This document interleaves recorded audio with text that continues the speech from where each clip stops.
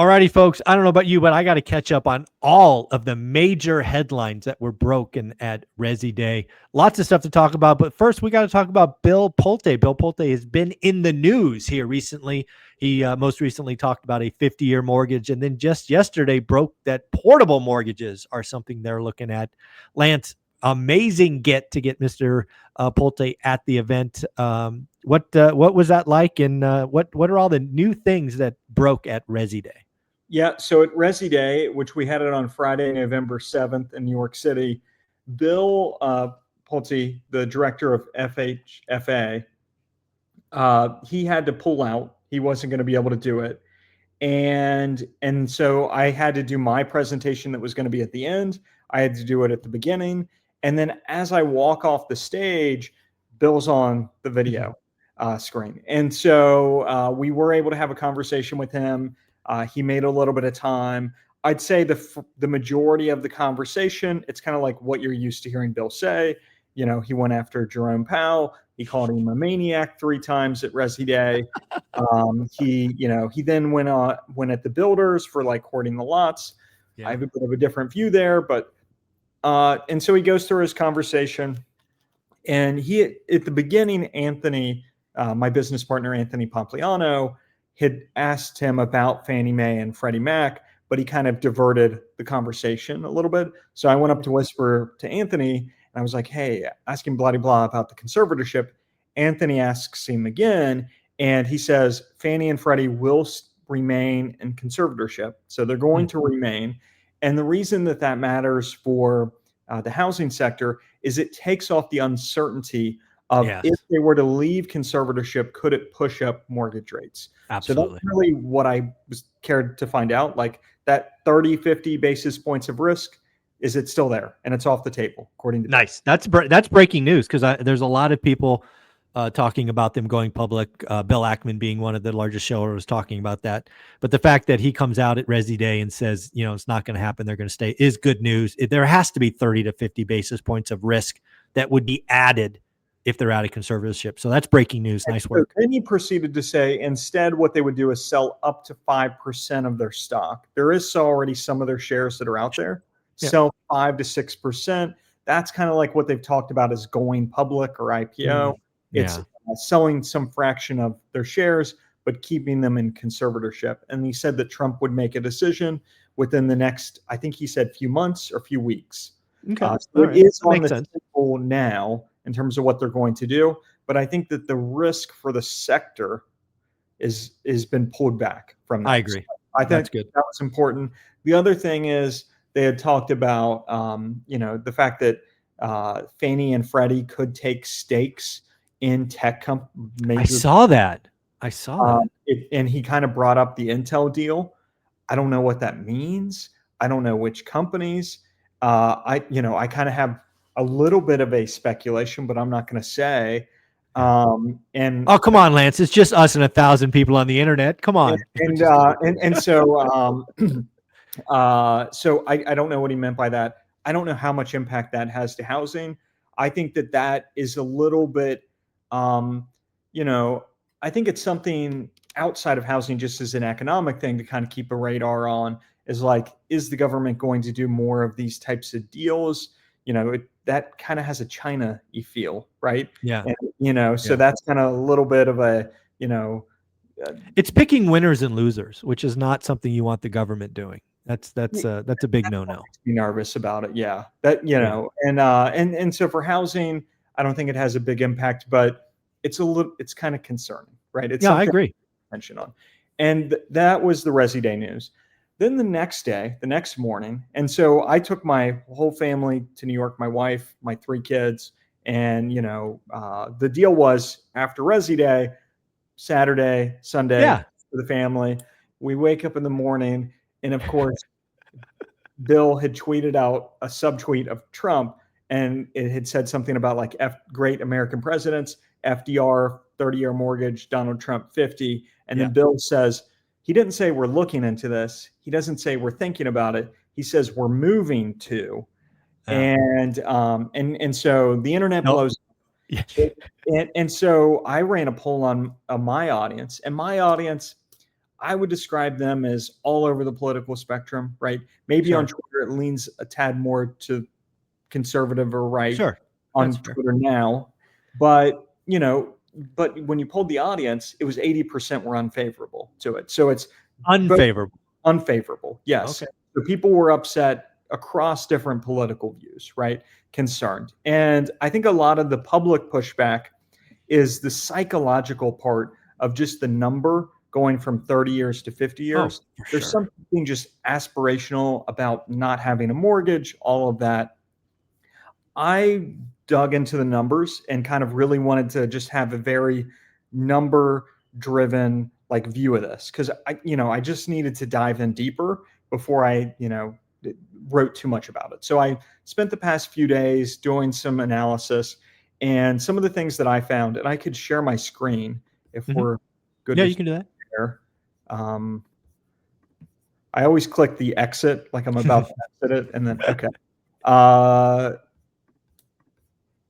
Okay, can you see my screen? I can. It should be coming up. Okay.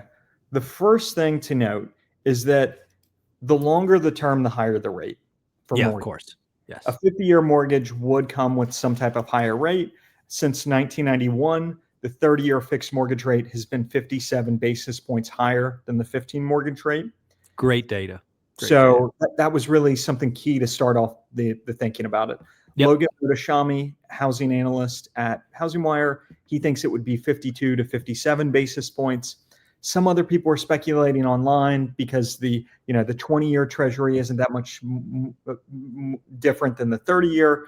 But when you go around the sector and talk to people in mortgage, they think there would be some type of premium. It's not zero. It's definitely not zero. The guy who runs Mortgage News Daily, he thinks it could be up to 100 basis points. Wow. I don't know. That would be. If it's 100 basis point, the math doesn't work. Yeah, because then also another thing is the PMI gets higher, like the rate, and it stays on longer because you pay off the premiums or principal. Great point. So I did the analysis and I went with Logan's low end. Like, let's just say it's a 42 basis point. Maybe they work some things out. There's lower risk. Let's go with that. So on a $400,000 mortgage, at a 5.5 rate on a 15-year, it's $3,200, a little more than $3,200. Yep. On a 30-year, at a 6.22 rate, it's just over $2,400.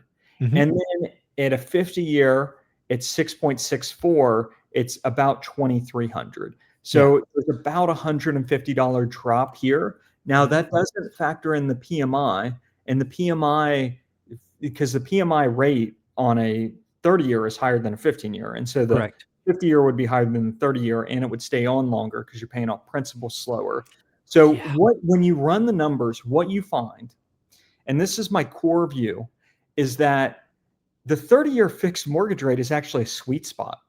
And it creates this really big payment drop from the shorter term ones. But beyond it, you don't start to get that many more benefits. So I think if we were already in a 15-year mortgage environment and then we move to a 30-year mortgage environment, it would create a tremendous amount of demand in housing. It would happen. But going from a 30-year to a 50-year, because that payment amount isn't that big of a difference. No. I'm skeptical about how much. I think it would still be a niche product. And so if you go through it, the things that were obvious that were pointed out is that you would pay substantially more in total interest on a 50-year. But then again, that alone isn't a huge deal breaker to me, because the vast majority of everybody who takes out mortgages doesn't actually stick around. Every 8 years. Yeah. And so the typical homeowner tenure now has moved up to 11.8, but mortgage, it's a little bit shorter. So that to me isn't like the biggest deal breaker. I think really where it is just more concerning is that just the math of it, because you're paying down the principal so much slower. Your payment difference isn't that much less. And so like here is a hypothetical for equity building, 15-year versus 30-year versus 50-year. You can see obviously 50-year is going to build at the slowest.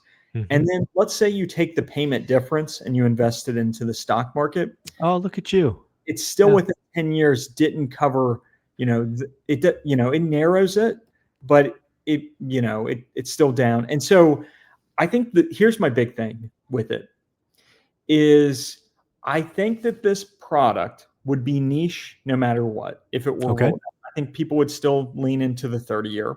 Mm. But I think that in strong appreciation markets, there could, and some people have said like investors and people might want more leverage in those lower rate, higher appreciation markets, and maybe that pulls in some, but still the math from 30 to 50-year isn't that big of a difference that I don't think it would be that much of a swing. But who it really would create value for, its main niche would be in an environment where appreciation is high and you believe the next several years it will be high, for a particular home buyer who cannot afford a 15-year mortgage, cannot afford a 30-year mortgage. And so their choice is either I do a 50-year and build some equity, or I continue to rent and I build no equity. For Yeah. that specific person in a market where appreciation is high and they can get in on that gravy train of appreciation, for that person in that specific moment, I think that's where it has its value. So I think that this product, if it was out there 2012, 2022, I think that's where it would have for that price. Well, let me throw one wrinkle at you, and then I just came up with this morning. I think you're absolutely right on purchase. Everything you've outlined here is exactly what I think. It's a niche product, but where I actually start thinking about this now is the average American doing a cash out refi. I think I think you'd be shocked at how many Americans are running up against the edge, and they would basically go to their lender and go, "Hey, how much cash could I get out of my house and keep the payment the same?"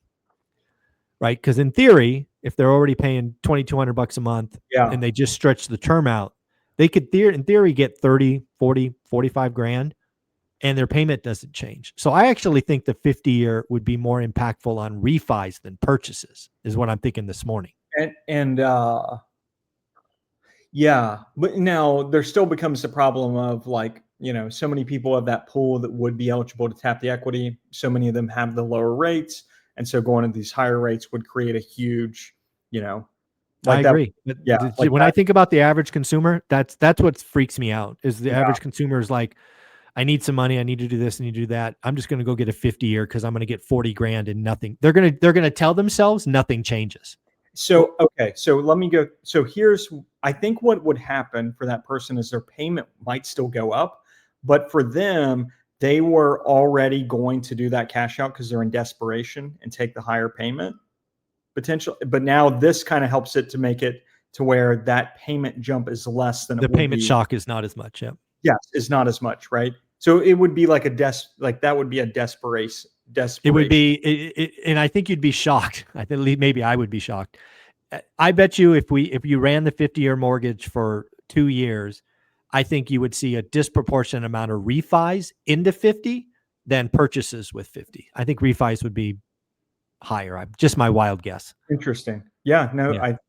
Interesting. And so the other thing is, in a weak appreciation market, the 50-year obviously becomes less appealing. Doesn't make sense. Yeah. 10 years out, if you do my analysis and assume 2% appreciation a year, 10 years out, you only have 9% equity. Yeah, you don't even have enough to refi. Yeah. So exactly. You're getting in a position where you're taking on the downside risk. Correct. There's more of that risk. I agree. It comes into play. And again, here's that poll that I ran. And so I think at the end of the day, given the lackluster response, given how quickly they kind of pulled back and started, it's going away. Yeah. I think the administration tested the waters and they'll stop short of implementing it. Agreed. That's sometimes been how Trump kind of operates. He kind of floats things and doesn't always kind of necessarily move forward with them. Now, this whole portable mortgage thing, I don't know the specifics of this, and I don't know if it's just been announced to kind of distract of the 50-year mortgage. I think you nailed it. I think they announced it to distract. If that were actually done, and depending on how it's done, and if it can even be done, but just the theory of it, that creates housing demand. Oh, agreed. I think loan portability. This is something I came up with just as a crazy idea 3 years ago. I'm like, if you want to see the housing market, shot with electricity, make loans portable, and it'd be crazy. That though might create that could, if you actually did it and it was really fast, and we're already kind of the strained level of like historic between like price to incomes, Yeah, yeah. that might really put it in a, kind of, and so I don't even know if they would do that, but just like that is something, depending on how it's done, if it can even be done. So I've talked to a couple of loan brokers about this since yesterday on purpose, and most of them laugh at the idea.